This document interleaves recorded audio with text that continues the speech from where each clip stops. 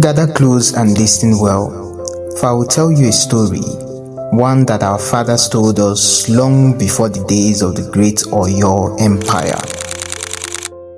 In the ancient city of Ile-Ife, the land of the great Yoruba origin, there lived a young man named Awo.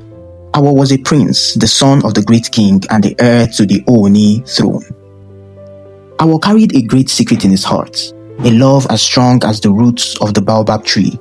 His love was for a priestess named Iyalode. Iyalode was not born of royalty, but her wisdom was a jewel more precious than any crown because she was granted the gift of Ifa. Her eyes and ears held the knowledge of the ancestors. Awo knew their love was forbidden because a prince must marry for power and for the kingdom, not for the whispers of his heart. But he and Iyalode met in secret, as their love was like a hidden stream flowing beneath the busy streets of Ile-Ife. Iyalode in her love was both happy and sad. This is because she was blessed with the gift of seeing what was to come. So one day, while Iyalode was projecting with the gods, she saw Awo's future. It was a path of glory and greatness, but she also saw a dark cloud on that path, a betrayal so deep it would tear a hole in his soul. In her visions, she saw the face of the man who would do this. It was a face she knew, but in the vision it was a blur of shadows and ambition. She heard his name in the wind, Oduduwa. Now, Oduduwa was a powerful warrior, a man whose name was spoken with both pride and fear. He was a cousin of Awo's father, the aging Ooni. The old king in his wisdom wanted to bring their two families together. He decided that Awo would marry Oduduwa's daughter, a princess named Omishade. This marriage he believed would make the kingdom strong and secure. Awo's heart was torn into two. He yearned for Iyalode, but the weight of his duty pressed down on him like a heavy stone. He went to Iyalode, his voice low with pain. "Iyalode, my love," he whispered. "My father commands this marriage. My people expect it. What do you see for me now?" Iyalode looked at the shells of Ifa, which she had cast on the ground. She saw a lone shell like a closed fist. "Awo," she said, her voice like a song on the breeze. "The path of a king is one of sacrifice. This marriage is a gift of peace, but listen to my words. The hand that offers these gifts can also be the hand that takes it all away.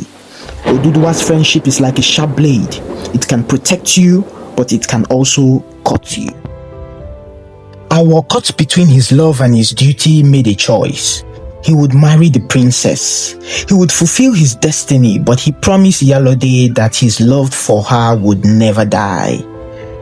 The wedding was a sight to behold. The drums were loud, the people danced, and the city rejoiced. But as Awo stood beside his new wife, Omishade, he looked into the crowd and saw Iyalode. Her face was calm, but her eyes were sorrowful. As Awo's father grew weaker, Oduduwa's ambition grew stronger. He had not wanted an alliance, he had wanted the throne.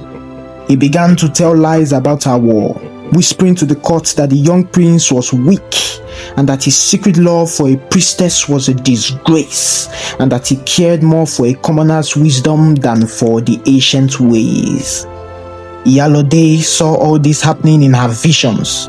She saw Oduduwa's plan, a poison spreading through the court. She saw the old king's death coming.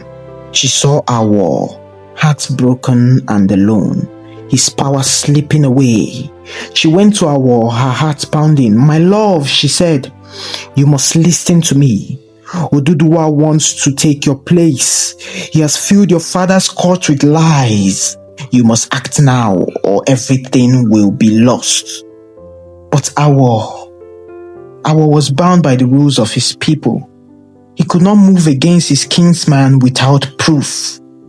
His love for Iyalode was strong, but his respect for his father's trust and for the old ways was stronger. In the end, as the old king lay dying, Oduduwa made his move. He showed the courts a fake document, a lie that claimed the king had chosen him to rule.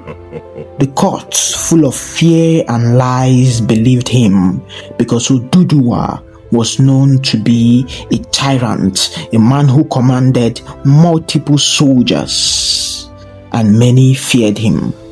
Awo, who had given up his love for his duty, lost everything. He was betrayed by the man his own father had trusted. Iyalode, seeing the end of her vision, learned a great lesson. Love is not just a feeling, it is a choice to be brave. She was hurt by Awo's inability to choose her, and he was broken by Oduduwa's greed. And so, the city of Ile-Ife would grow great, with Oduduwa as its powerful founder. But for Awo and Iyalode, their story was a quiet, sad tale, a whisper in the wind, reminding all who listen that in the making of a nation, the heart can be the first to break.